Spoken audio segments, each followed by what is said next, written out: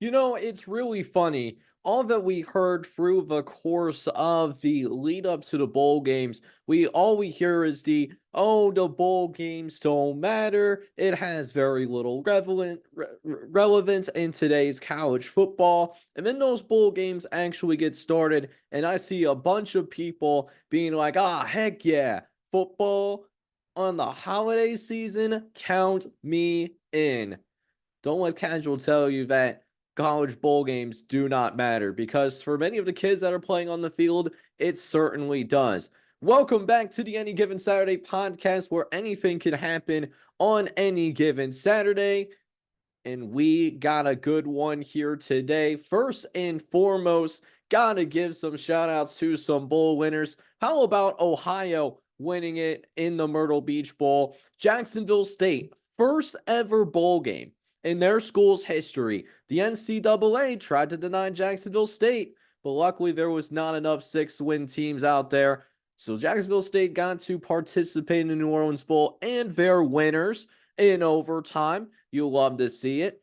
Appalachian State, too. They end up winning the Cure Bowl in an absolute monsoon as well. You love to see all of those things.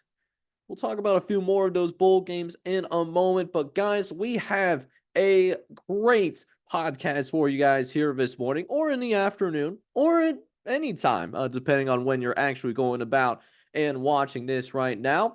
We got a great slate for you here today. We have previews of some of the earlier bowl games that are going to be happening over the course of this week. We'll talk about those Saturday bowl games in a future podcast, but we got previews of the famous Toastery Bowl, the Frisco Bowl, the Boca Raton Bowl, and that Gasperilla Bowl as well. We're going to talk about all of those games here in this podcast here today. And we're also going to talk about some big surprises in the early bowl season already that we will go ahead and dive into in a little bit. But guys, I say all of these things because I am excited to get this over to you. And I hope you guys are excited about how the bowl season has been going so far. I hope you've been having a good time with your family, friends, and other loved ones here in this holiday season.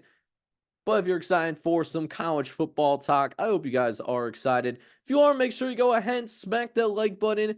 Hit that subscribe button as well if you do happen to be brand new to the channel. You like the vibes over here, because I'll tell you what, you see the size of our channel. We're not a very big channel by any stretch of the imagination, but you have a real opportunity to be that A1 since day one. And if you want to really be that A1 since day one, hit that subscribe button, man. You have a chance to support something new. It's like supporting small businesses, man. It just feels good, and you look good doing it too. So that being said, big podcast here today.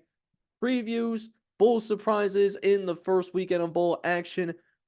So let's not worry about it. Let's not waste any more time, because matter of fact, I'm recording this at about 11 a.m. this morning. Had to take care of some gaming content on the gaming channel.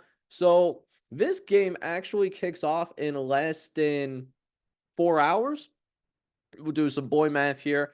Yes, there is a bowl game that is indeed happening today. That bowl game happening today is the famous Toastery Bowl.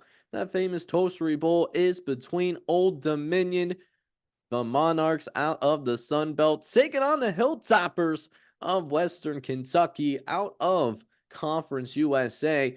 We've already seen a Conference USA first Sun Belt matchup in the bowl season already. One that Conference USA was able to win out. We'll see if this could possibly be a get-right game for the Sun Belt Conference. It's been a decent start, but not a great start for the Sun Belt as a whole. Take a look at both of the teams real quick. Old Dominion, this is only their third bowl game in their school's history, but they've been bowling relatively recently, actually. Old Dominion is coming off of a 2021 bowl game, the Myrtle Beach Bowl, where they took on Tulsa. They did end up losing to Tulsa. This is also going to be possibly their second winning season since coming up to the FBS in 2014. But they'll take on Western Kentucky, who does have a little bit more experience, not only with themselves as a program, but also their coach as well. Western Kentucky, this is going to be their 10th bowl appearance. They're also were in the New Orleans Bowl last year where they beat South Alabama 44-23. They're led by their head coach, Tyson Helton, who knows a thing or two about being successful in these bowl games. He's got a 3-1 bowl record, and this Western Kentucky team has won 3 straight bowl games, and they've won 7 of their last 9, 6 of their last 9 as well.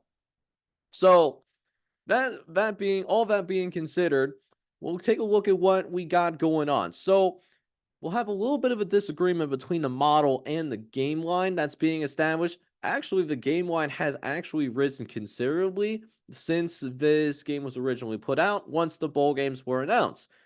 This was a much tighter line, and now Old Dominion is favored by more than a touchdown.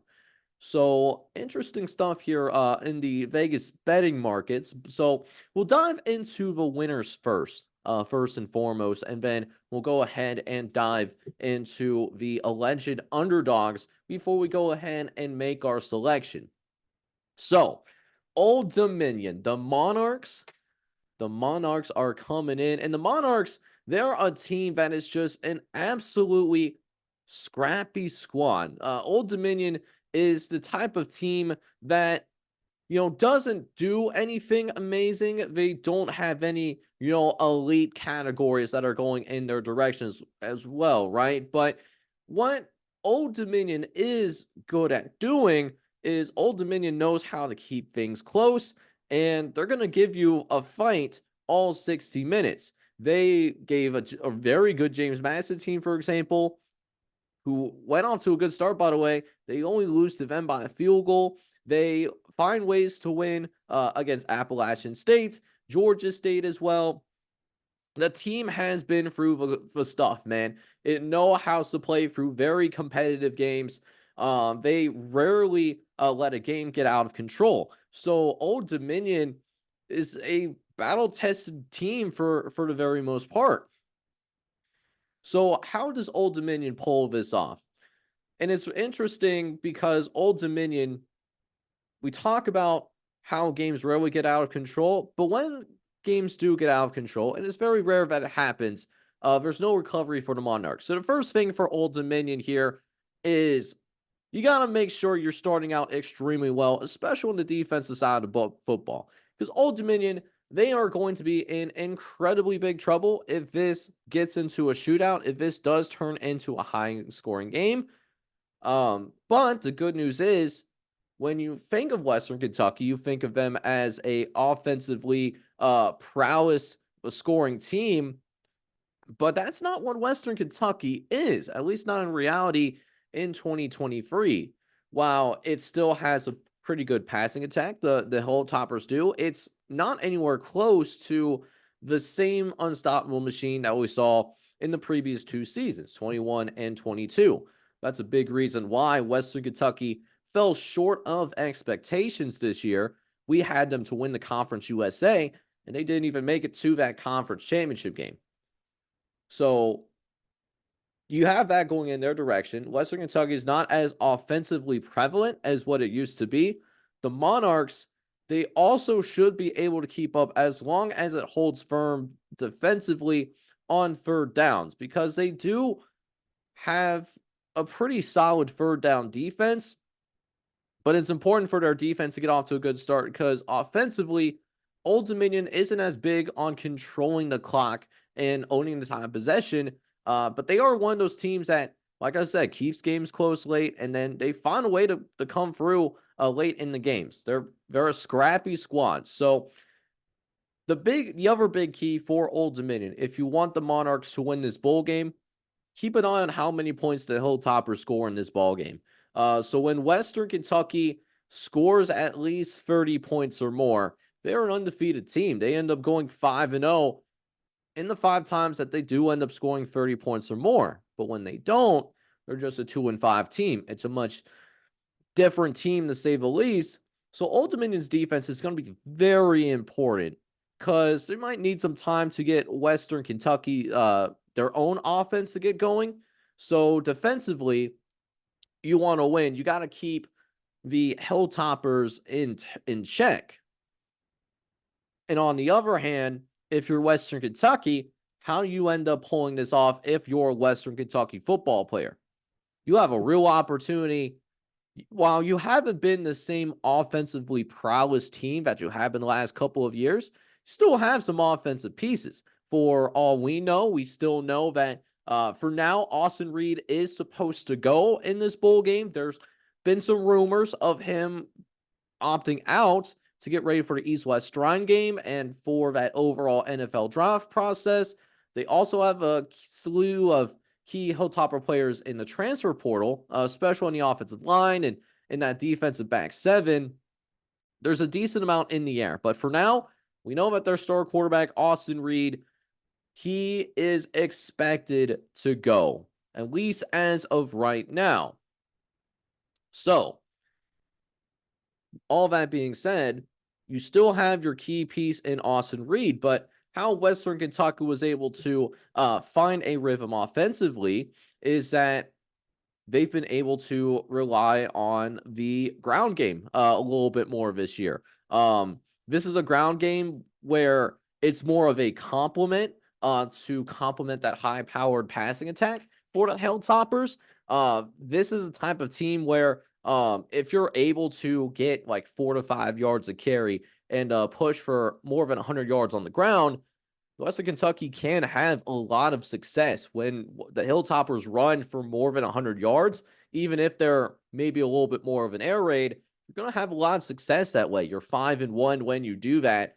And Old Dominion is not very strong when it comes to allowing those bigger runs, to say the least. Old Dominion has allowed more than 100 yards on the ground in every game but a couple of games. The Hilltoppers, however, will need to be creative with their pass rush. It's not a very good team at generating tackles for loss, but there is decent pressure occasionally that comes from the outside. And the good news is that is while Old Dominion isn't awful on the offensive line when it comes to getting a push of their own in the ground game, they are awful in pass protection. They do give up way too many plays in the backfield. So if you're the Hilltoppers, you don't necessarily have to get multiple sacks. As long as you're forcing multiple misfires by generating enough pressure, that will certainly do the job. So we say all this, we take a look at the Vegas line, and we take a look at what the model says as well. So as of about 11 o'clock this morning, Old Dominion is a bigger favorite. Old Dominion is a 6.5-point favorite, but our model disagrees with that assessment. We actually believe that Western Kentucky is favored. So, knowing all this information and knowing what we have going on with how these two teams like to play, I do think of it like this. I think that given how Old Dominion plays, even if Old Dominion keeps it wins this game, and I'm not saying that they do, I think Old Dominion's going to keep it close anyway. So I think that Old Dominion is not going to cover the 6.5-point spread. If you've been watching Monarchs football, and many of you haven't, I don't think this is the type of game where Old Dominion is going to win by multiple possessions. I don't really see it. They haven't really played like that all season long. However, Western Kentucky, on the other hand, I think they have a little bit too much offensive balance at the end of the day. And I think Western Kentucky does score enough to win this game. So Western Kentucky is an underdog. And we totally understand that. But we think Western Kentucky covers. And at the end of the day, we also believe that Western Kentucky is going to win this football game as well. We'll have to wait and see what happens. Should be an intriguing bowl game from a stylistic standpoint, but we are going to roll with the Hilltoppers in this one. And even if they don't win, I do expect the Hilltoppers to cover here in the famous Toastery Bowl to get things started. But we took a look at today. I told you that there was some big surprises that I had like previously, like in like the previous weekend as well. So I definitely wanted to dive into that to go with it as well. Let's go ahead and talk real quick about the New Mexico Bowl. I was really shocked. Not only the Fresno State winning, that was a little bit of a shock to me personally, but Fresno State dominating in this game. I was wrong about the motivation of Fresno State wanting to be here because Fresno State, they were a team that was going in the absolutely wrong direction. They were coming into this game losers of 3 consecutive games. They did not look good in their 3 games either. 2 of their 3 were decided by double digits. So I didn't know that Fresno State even wanted to be here or not. But they really did a excellent job rallying around their interim head coach. Their current head coach is in dealing with some health problems. So their typical head coach did not play or did not coach in this game. And we also saw really Pavia really struggle in this one. It seemed like Pavia was not 100% after all, at least not mentally. Pavia struggled through the air. 11 for 25, 58 yards, an interception as well. It's hard when you have such a deficit early on because Fresno State, they went to the halftime locker room down by a couple of scores. And when you don't have the passing game going like that and you're down early, that's an issue. That is certainly an issue. Now, Pavia was able to get theirs on the ground, 18 carries, 72 yards, and a score, but Pavia was just simply not himself. He was not very efficient through the air. Completing 40% of your passes is a huge, you hate to see it, right? You don't like to see that type of stuff whatsoever. And hats off to Fresno State as well. The Bulldogs, they found a way to move the ball downfield. That's why Fresno State has struggled immensely in the month of November. They have not been able to really move the ball downfield. And while Fresno State wasn't necessarily perfect this year or in this game, they turned the ball over multiple times. They actually lost the turnover battle. They had a significant edge in total yards while only allowing the Aggies 200 yards of total offense. Fresno State was able to get 500 yards. So that was exactly what Fresno State needed to do. They needed to figure out how to move the ball again. They needed their quarterback to actually be efficient as well. Their quarterback, Keen, who played in the bowl game, he ends up going for nearly 75% completion percentage. It's a good day, really good day for Keen. All the keys that Fresno State needed, Fresno State was able to get done. So Fresno State, they're going to finish the year. Still a very good season. Kind of considered a what could have been season, right? Because Fresno State was going into the month of November, they looked like a team that was going into possibly in the discussions for a New Year's Six Bowl, but it didn't work out that way. The month of November happened, but they showed that they still had a lot of fight in them, even though a lot of times in that November month, they looked like a team that just ran out of gas. And for New Mexico State, even though this is a bad loss, this is an objectively bad loss, getting blown out in a bowl game, it's not look good for your national brand. It's not going to help with recruiting by any means, but it doesn't change the fact that New Mexico State did have one of its best seasons in school history. This New Mexico State team still won 10 games this year. That's a big accomplishment for that Aggies team. They had to play 15 games to do it. They decided to play a 13th game because they did end up traveling to Hawaii. So under that exception, they got a 13th regular season game. We've seen the Aggies put up duds. We saw that, and that's how they lost to UMass in the very beginning of the season. Unfortunately, that's what we ended up seeing here too. New Mexico State, frankly, put a little bit of a dud in the New Mexico Bowl, but a little bit of drama outside of the bowl game, though, because apparently, so the bowl officials had no issue practicing on New Mexico's field, but the New Mexico AD department had an issue with New Mexico State practicing on their field, and Coach Krill was very vocal in that. Did not like that New Mexico was hostile, so the rivalry never dies. I guess it was because allegedly in the beginning of the season, Pavia peed on New Mexico's logo. It's always, that's why it's part of the reason why I love bowl games so much. It's just it's interesting. It's real. You get interesting stories like that every once in a while. That just gives you a good laugh. That gets you a really good laugh.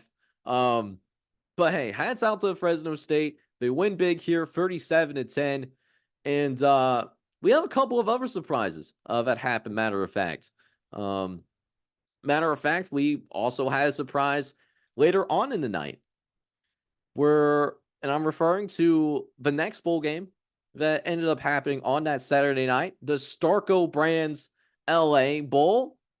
How about UCLA? I did not think that they were a very motivated team. I didn't think they had much reason to be motivated. I thought Boise State wanted to be there more, and it looked like Boise State was going to pull it out the way that they were playing in the first half. Not playing great, but they were avoiding the critical mistakes, so to speak. They were up 16-7 in the first half. But then UCLA woke up. And speaking of UCLA, I definitely want to talk about Ethan Garbers. You want to talk about a kid that's selfless? Ethan Garbers probably was healthy enough to play in this game from the get-go, but he recognized that he wasn't 100%, and he felt that him playing limited, that he think that he would hurt his team more than help his team that he started. But Ethan Garbers also said that he was willing to be the backup and help the next quarterback, Colin Shee, prepare for this bowl game opportunity. So the bowl game was happening, and Colin Shee was actually playing some good ball, all things considered. He took care of the ball, 11 for 16, 78 yards and a touchdown. He did more of his legs, though. He had more than 100 yards on the ground. He actually had a big run, but on that biggest run of the game for that young quarterback, that junior quarterback that has very limited playing time, he gets hurt. So Ethan Garbers, he steps in, and Ethan Garbers really answered the call for that UCLA team, because when she got hurt in that third quarter, the game was very much in the bounds. UCLA was still down. And Ethan Garbers responds by throwing for over 150 yards, a throw for 2 touchdowns too, and the Bruins end up rallying, winning 35-22 over the Boise State Broncos. Good team out of the Mountain West, by the way. They're champions of the Mountain West. And it actually gives UCLA their very first bowl victory all the way back since the Alamo Bowl that they played in all the way back in 2014. To give you some context, NCAA 14 was a new game. The last time UCLA won a bowl game. That's how long ago it has been since we saw UCLA actually win a bowl game. So needless to say, Garbers actually does end up getting the offensive MVP honors. He actually was efficient too, 9 for 12.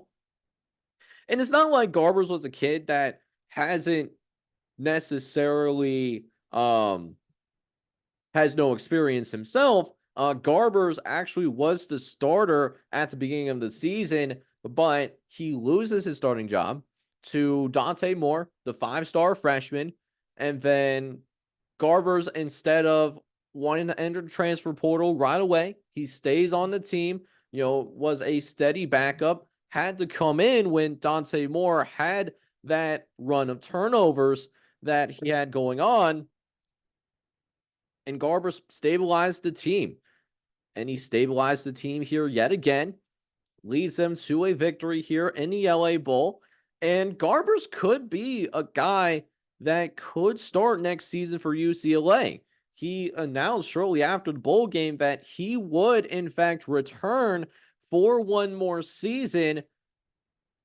So to have that kind of stability when UCLA is moving into the Big Ten, this is a team that's moving in the right direction, particularly when you have the what you have going on with their move to the Big Ten.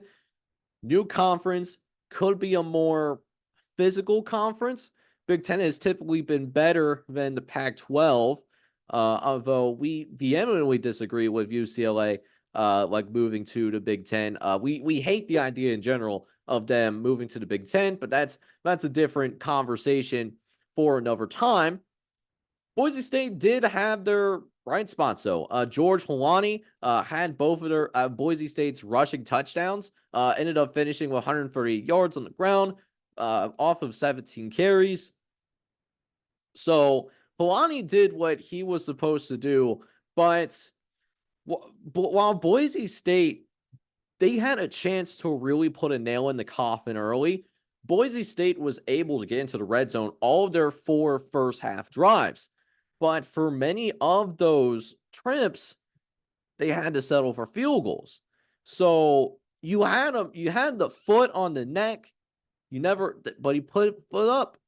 They left the foot off the gas pedal, and UCLA, resilient team, they found a way to come back and win. And listen, Boise State, they still might have something at quarterback as well. He was fine in his first collegiate start. 12 for 21, 117 yards. He was okay.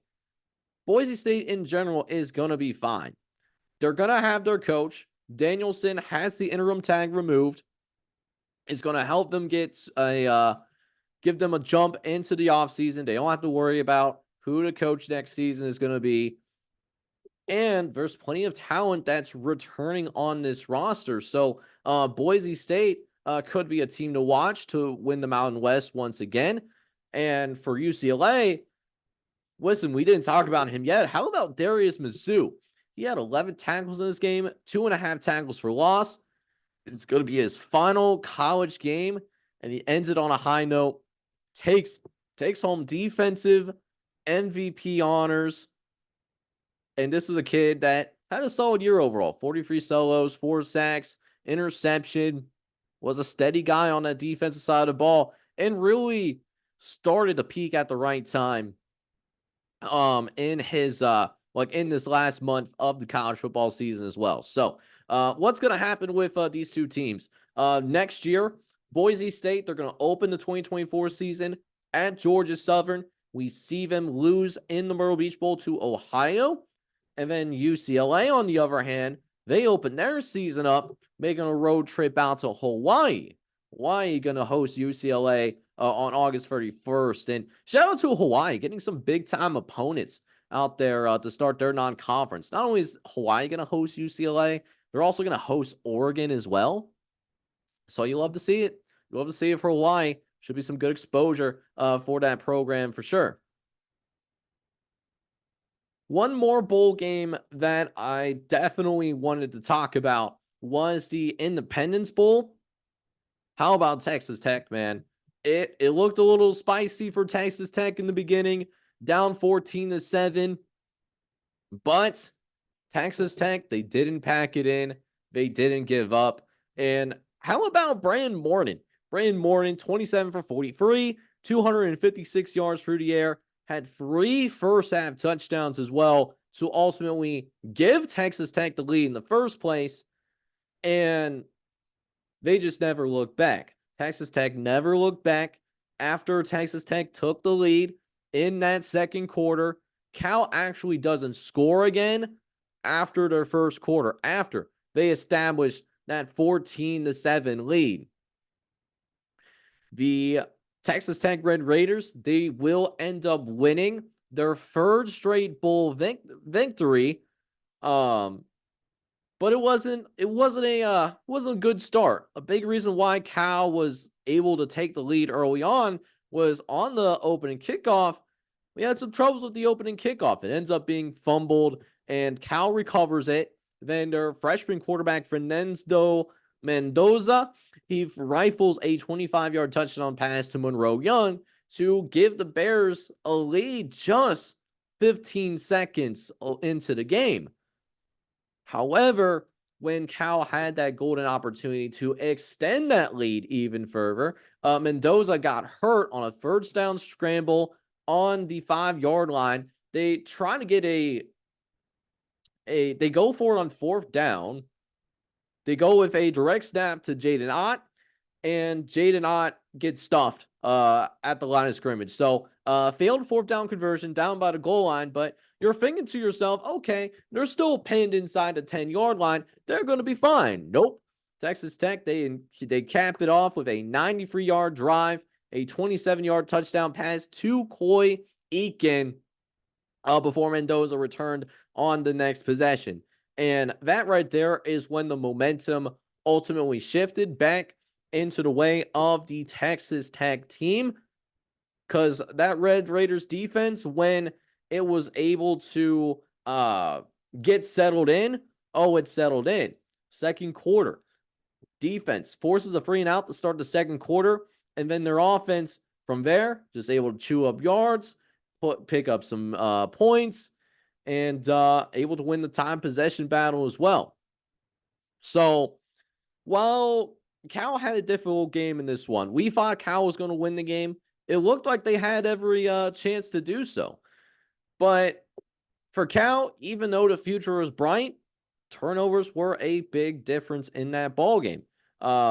They just didn't get enough out of their young stars. Mendoza struck on that first play, he ends up turning the ball over 4 times, 3 interceptions, 1 fumbled, and Ott just couldn't get anything going either. He had less than 100 yards on the ground.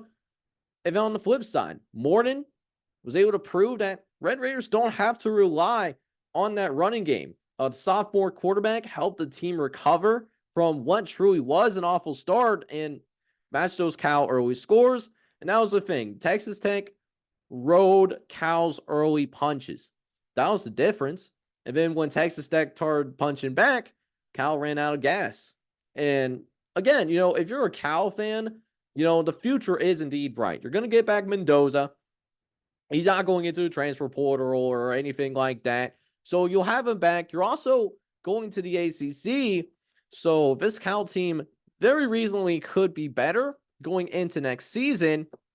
You just didn't see that in the Independence Bowl in this one. And that stinks, but you're going to learn from it. And a lot of the guys that played in this bowl game, many of those key contributors, they're going to come back next year. And they're going to learn from this experience. So congrats to Texas Tech winning the Independence Bowl. But, Cal, future is kind of bright. It's a decent future over there in Berkeley, California.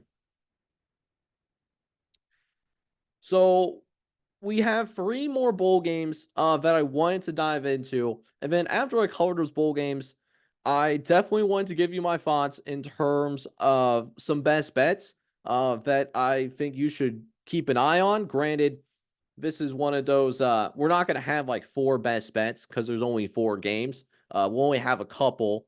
So stay till the end for that if you want to see what those best bets are. Let's go back into those bowl previews, though. And matter of fact, we actually do have a bowl game not only happening today, there's also going to be a bowl game that'll be happening tomorrow, the very next day. The Scooters Coffee Frisco Bowl.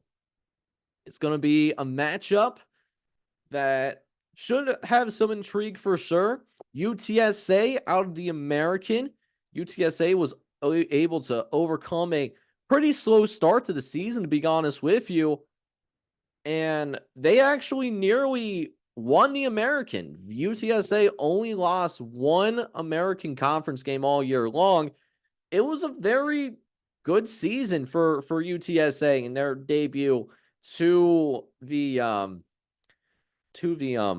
American. They're going to be taking on a Marshall team that is simply happy to be here. Marshall was a team that we're shocked only ended up going 6-6, because for Marshall, when we talked about this Marshall team in the preseason, right? When we saw what Marshall was doing, we were previewing that team. We actually had a segment breaking down the Marshall segment specifically because somebody did ask about Marshall. What we have here is a Marshall squad that we felt as a floor, they were a 7-5 team, but we thought they had the potential to be a double-digit win team this year.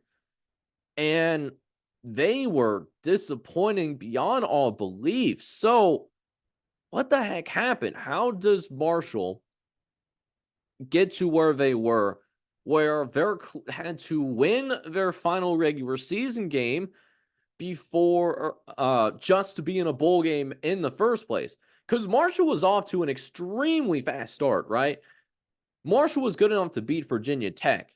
And the way that Virginia Tech played towards the end of the season, we actually almost ranked them in our Any Given Saturday top 25 power rankings. We had Virginia Tech as a top 30 team going into the bowl season. So Marshall was off to this 4-0 start. They even pushed North Carolina State. It was a close loss, but they were right there with them, with North Carolina State. So how does a team that has wins against Virginia Tech, they nearly beat North Carolina State, who we do have power rated in the top 25, how do they finish 6-6? How do they go just 2-6 in their final 8 games? Well, for Marshall, turnovers were a problem, a massive problem, and it was highlighted by a massively inconsistent overall offensive attack. And frankly, they just couldn't buy a break this year. They frankly had a decent amount of bad luck. But man, Marshall's offense this year really let them down. They were an offense that could not move the chains to begin with. On third downs, they were awful. The downfield passing game, which we thought was going to take a step in the right direction, that wasn't there. And there's a problem with them scoring when they do get a chance. And that was even with their starting quarterback, Cam Fincher, who we're high on. And we have a little bit of a soft spot here on the Any Given Saturday show because he is from my high school alma mater. Shout out to the boys over at Wayne High School in Huber Heights, Ohio. He's a Wayne High School graduate. So I say all these things about Marshall because they're taking on a good UTSA team. How the heck do they pull this off against UTSA? How do they get it done? You got to run the ball. You got to run the ball extraordinarily well. When Marshall gets to 160 yards on the ground, they're beating anybody. They're 4-0. They're 6-1 when they get past 110 yards. So bare minimum, Marshall has to get at least 110 yards on the ground.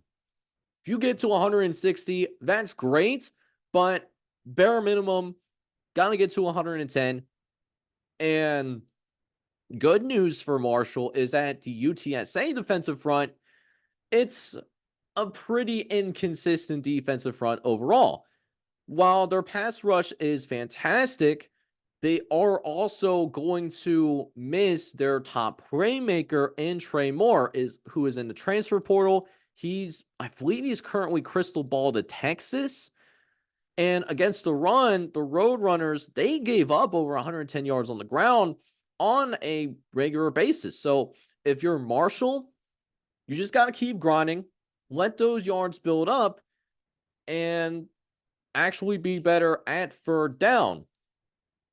Because the backup quarterback that's came in, first of all, very inexperienced, true freshman from Versailles, Kentucky. And we saw him play in a few games this year. And he showed why many true freshmen don't start or play right away. Most true freshmen get redshirted for a reason. Cole Pennington will still have his red shirt because this is only going to be his 4th game. So him playing in the bowl game, it'll be good long term for this Marshall program because he might be someone that could develop into something special. He has incredibly high upside, but this year, Cole Pennington has showed that he was not ready to step on a field this year. In the 3 games that he's actually played in, he did win one of his starts against Georgia Southern, but he didn't throw a single touchdown pass. He threw 6 interceptions. He hasn't found the end zone at all. End zone, he can't spell it. I'm sorry. It is what it is. And for UTSA, while they are going to miss their top defensive playmaker in Trey Moore, this is still a pretty intact team. Aside from Trey Moore, UTSA is also going to be at full strength. Jeff Traylor, we thought he was going to be gone this year, that he was going to have a bigger head coaching job after this. Well, he's not going anywhere. He's staying at UTSA at least for another year. And he'll also have his longtime starting quarterback in Frank Harris. And Frank Harris, one of the best quarterbacks in the American. Probably only Michael Pratt might have been better than Frank Harris this season when he is healthy. He's going to have all of his offensive weapons to work with. In addition, Marshall's offensive line, while it's done a solid job of getting push in the running game, they've done a solid job of blowing people off the ball. They've been very average in pass protection. And keeping Cole Pennington protected is important when you have such an inexperienced quarterback there. He's not going to be someone that is going to win you a game. He's going to have to be someone where the rest of the team has to rally around him and play good complementary football. So the Marshall offensive line is going to have to hold up. And UTSA, even without Trey Moore, they can bring up the heat. And that pressure has got to come in for, if that pressure kicks in for UTSA, it could kick in the core issue that we just talked about for Marshall. It's the turnovers. It's not just that Marshall gave it away a ton. It's that the mistakes were steady throughout the season.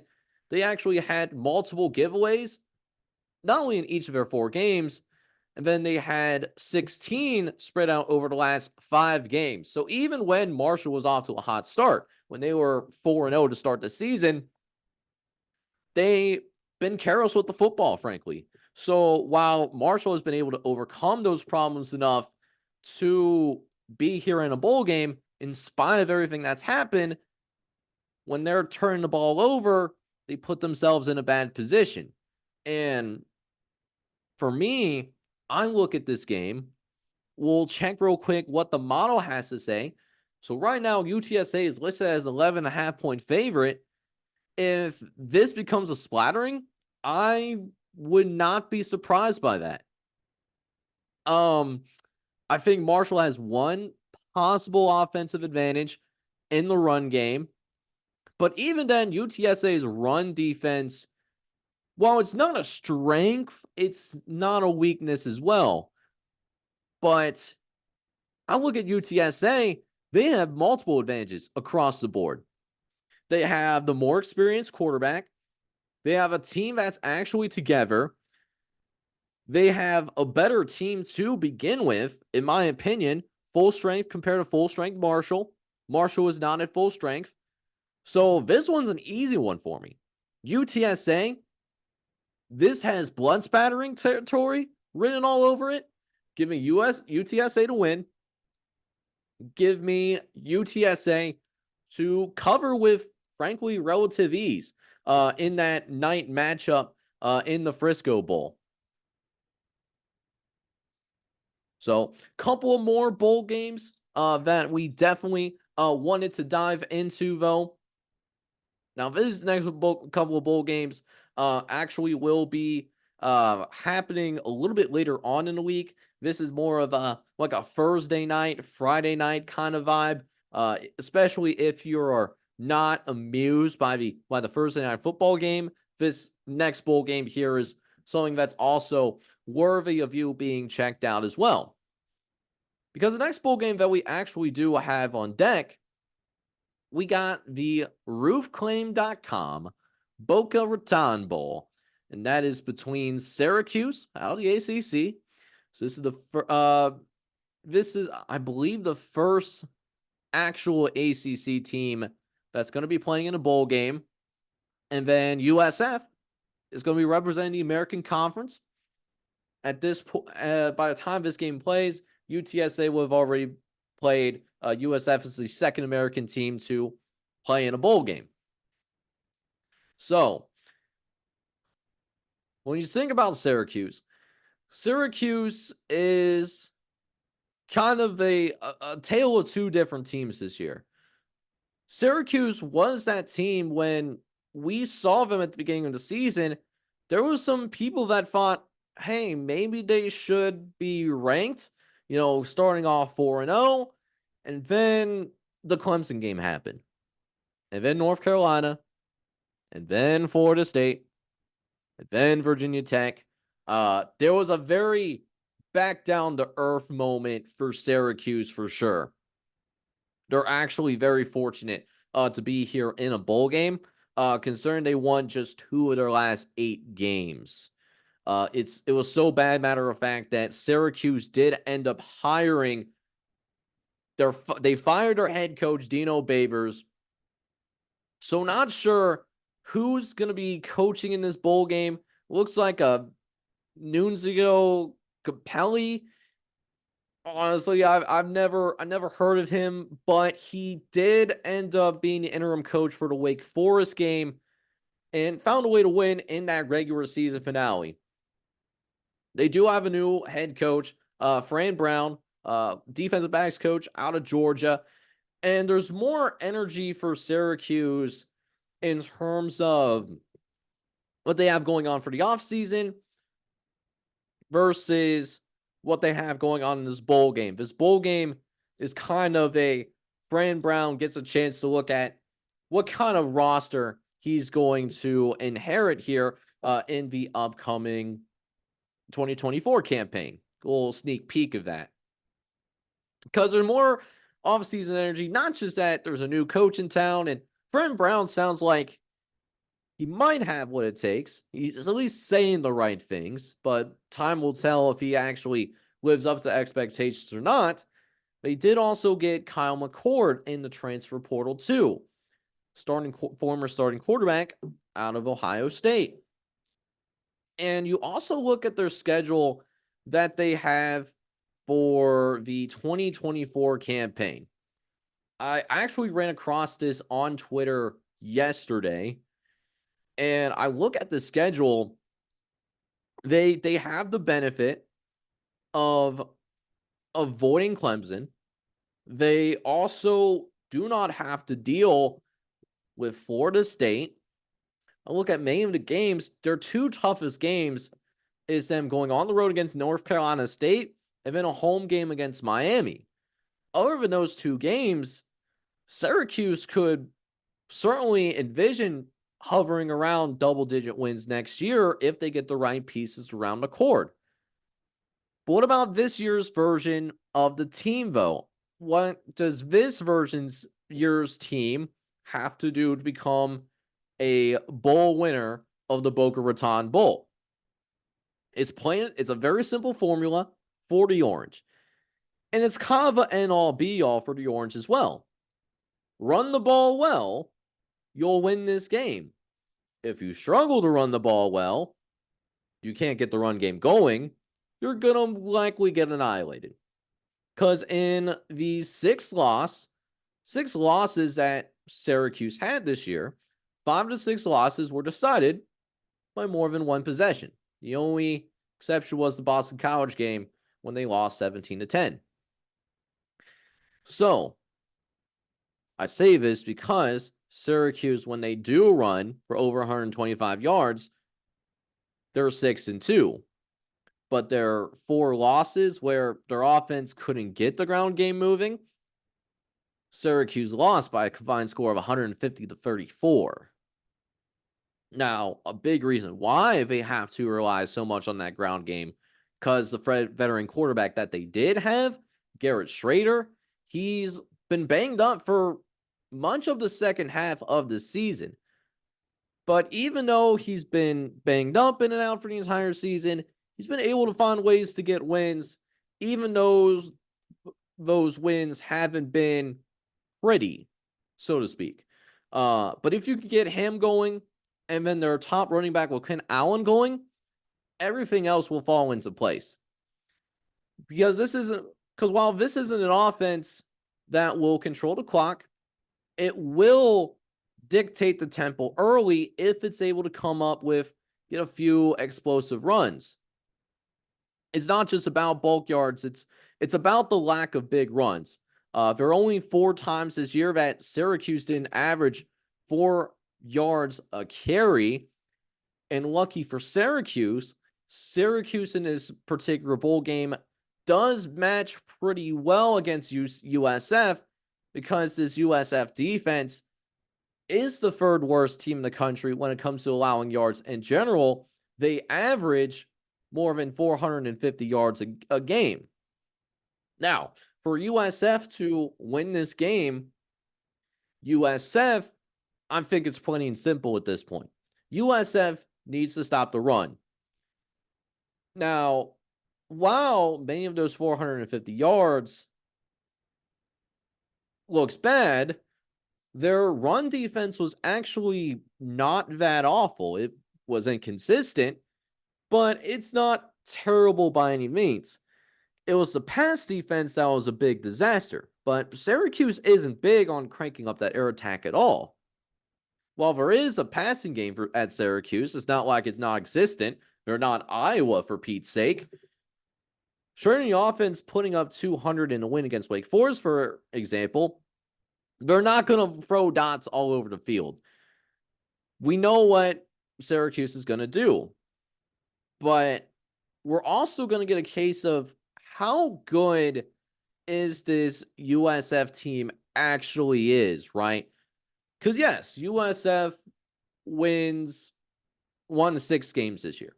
And that's an improvement from what we saw from 2019 to 2022. They've been in a nosedive ever since that 2018 season where USF looked like a team that was on the verge of taking off, but never happened. That being said, USF has the benefit of a somewhat soft schedule, right? USF has won 6 games. One of them is against an FCS squad in Florida A&M. Good FCS team, but still FCS. Of the 5 FBS wins that they were able to accrue this year, only one of those teams is actually going bowling this year. It's the Rice Owls. And so while we acknowledge that, hey, this American Conference may be one of the best group of 5 conferences in the country, that being said, they could not beat UTSA. They could not beat Memphis. They were also able to get the benefit of avoiding SMU and Tulane as well. They also, like I said, had that FCS win. Like I said, last year team lost to teams like BYU, Florida, Louisville, Cincinnati, Tulane, Houston, SMU. But hey, you know what? You got to 6 wins. So I think this is going to be an interesting test case of a team that may be limited in the pass game versus a team that is decent against the run. But when they've actually played better competition, USF has struggled immensely. Because USF against bowl teams this year, they are an astounding. They have just the 1 win, and they are 1-4 against bowl eligible teams. Let me just make sure I did that right. UTSA, Memphis, Alabama, Western Kentucky. I'm looking at their schedule right now, so I'm just making sure I did my math right. Yeah, so they're 1-4 against bowl eligible teams. Syracuse is a bowl eligible team, and I don't think anyone's surprised that Syracuse did become bowl eligible when they went to that 4-0 start. So I say all this because I do think that Syracuse is going to expose USF here. I'm surprised that the line is as low as it is, but we are going to rock with the Syracuse Orange here, and we are also going to pick them to win outright. So we're going to pick Syracuse to win, and we'll pick Syracuse to, of course, cover that 1.5 point spread, as is stated on Vegas, as that 11 o'clock this morning. Which does lead us to one last bowl game that will be happening technically before the weekend, before Saturday. This game that is going to be happening on a Friday night. This game is the Union Home Mortgage Gasperilla Bowl. You gotta love some of these sponsorships. But it will be the first, well, I can't say it's the first time that we see a Power 5 opponents. This will be the second time that we will have two Power 5 teams go at it up against each other. And UCF, this is a little bit of a home game for the Knights, because UCF, they don't have to travel very far at all for this particular bowl game. They go to, ironically, a stadium that used to host a former conference opponent of theirs. Raymond James Stadium, not only the site of the Tampa Bay Buccaneers, but for a while, this is also the site of USF Bulls football. USF and UCF used to be in the exact same conference. They're certainly in the same state as well. So UCF doesn't have to do much traveling, but Georgia Tech is not too terribly far either. From Atlanta down to Tampa, it's a doable drive if you wanted to drive from Atlanta, Georgia to Tampa Bay, Florida. Now, UCF is in a little bit of a unique situation because UCF, for much of the 2010s, they're used to pushing for conference championships and having these monster seasons where they're pushing for double-digit wins. Shoot, they're not even that far removed from the 2017 national championship that they claimed. Whatever you believe about UCF's 2017 claimed national championship, the NCAA does recognize it. So do what you want with that information. They finished 6-6, which is not great. But for the first year in the Big 12, it's not bad. That's a solid year for UCF. That's a good transition up to the Power 5. It's certainly better than Cincinnati, BYU, and Houston. I bet you those three schools would love to be in a position that UCF is in right now. But UCF also found out what life was like in a Power 5 conference. There was no weeks off. There was not nearly the same number of cupcakes on a Power 5 schedule as there may be foreseen on a Group of 5 schedule. However, UCF proved that they were no pushover as well. They proved that they're the real deal this year. For the Big 12 losses that they had, and that includes at Oklahoma, they only lost by 5 points. And while this team wasn't always perfect, they were able to blow out some fellow Big 12 teams as well. They blew out Oklahoma State, for example. It was a game that I believe we talk about specifically because of how they handled that business against Oklahoma State so decisively. So, how does UCF come out here and they handle their business? It's all about that running game. The UCF Knights, they love to rip off yards in big chunks with the nation's 4th best ground attack in America. Their offense was also the 2nd best in the Big 12 behind Oklahoma, and best of all, they are consistent. Consistency matters. And UCF was able to have a balanced attack too. It's not just a rushing game doing its job, but their passing game was also solid. It's not a liquid or a gas. They were able to get both 200 yards of rushing and 200 yards of passing in 7 of their 12 games this year.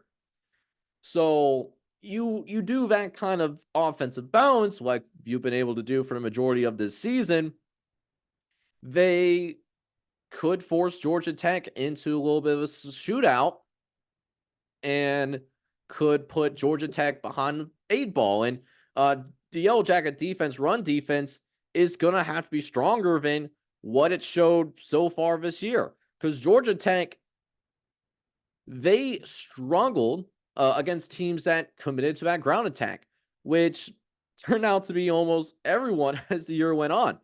While 225 isn't easy to get, 225, no matter who you're playing against, is impressive.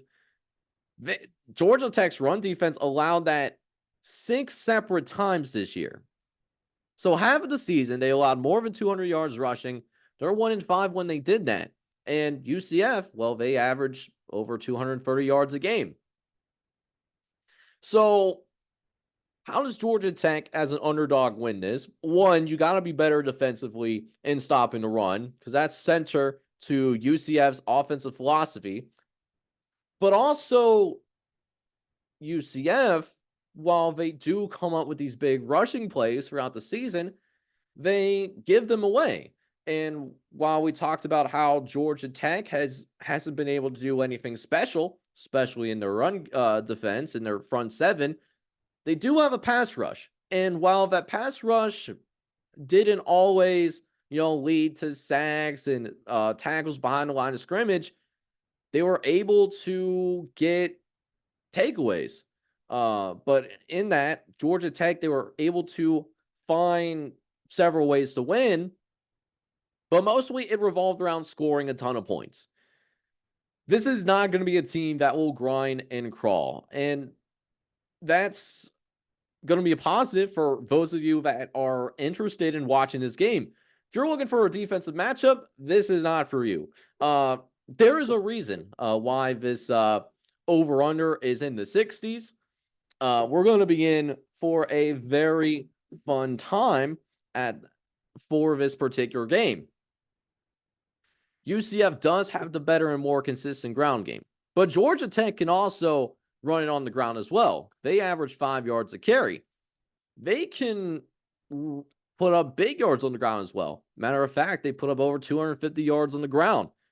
Win-free times it got there, and they scored 45 or more in each of them. So the Yellow Jackets can match UCF's overall momentum and style. If they can convert third downs, they have a diversity with a whole lot of downfield passing. If they continue to show that, it could be a very interesting game. So I look at this Union Home Mortgage Gasperilla Bowl, and to me, honestly, this is the game where I have the most trouble with personally. Because to me, for Georgia, which Georgia Tech team shows up? Is it the Georgia Tech team that is going to give the Georgia Bulldogs a run for their money? Or is it the same Georgia Tech team that ended up losing somewhat convincingly to Bowling Green? So that's the issue here. I look at UCF. I think UCF is a little bit more of a consistent team under Gus Malzahn than Brent Key, who is still implementing his culture at Georgia Tech. So I think it's going to be an entertaining bowl game. It's going to be a great Friday night bowl game, in my opinion. But I think because UCF is the more consistent football team, I think UCF wins. I think they win outright. The model is right on the line. Like, it's dialed into what Vegas has. Both Vegas and the model has -4.5. I'm gonna lean towards UCF not covering. Because Georgia Tech will put up a lot of points of their own. But I do think UCF wins this game. But we'll say Georgia Tech covers there. So that right there will cover all of the bowl games that are happening between today and Friday night. And there's going to be a lot more bowl games that are happening Thursday. We will have a separate podcast. We'll quickly highlight how like the other bowl games have went, and then we'll have 7 bowl games to preview. It's going to be a very fun bowl game podcast, covering 7 bowl games in one single podcast. The voice is going to be battle tested for sure. But we gotta get into best bets. And while this best bets isn't going to be as comprehensive because there isn't that many games, this is also going to be a time to try to get right. Because while we started off decent in our best bets, we only end up going 1 for 4. We had Ohio plus 3.5. They won outright. Boise State and Cal, not only did they both fail to win, but they both failed to cover as well. And then Appalachian State and Miami, that over a 42.5. If I would have known that was in a monsoon, I would have went with the under. And that's on me for not checking the weather report on that particular game because that was an ugly game. So we only ended up going 1 for 4. However, tonight could be a good get right type of deal. There's only 2 best bets that I want to do for this specific podcast. So what are those 2 best bets? You heard me talk about them already. I think UTSA minus 11.5. I think that's a good bet to go for. I think that minus 11.5 will be good. It could be a splattering in the Frisco Bowl, especially with Marshall missing their starting quarterback. And then in the Boca Raton Bowl, I think Syracuse at minus 1.5. I think that's some extremely good value right there. I think Syracuse is going to expose USF here a little bit. And Syracuse is going to finish the year strong and build some momentum into 2024. So for next few days, we're going to go with UTSA minus 11.5. And we're also going to go with Syracuse minus 1.5. We're just going to do those 2. We're not going to worry about filling out the other 2 boxes because there's no other bets that I really liked, so to speak. So we're going to wrap things up here. I hope you enjoyed this coverage of the bowl season. I truly do.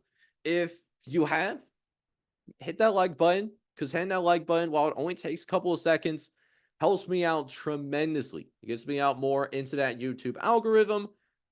Very good time for me seeing more college football fans like yourself be exposed to this kind of content of a smaller channel and maybe a slightly different opinion.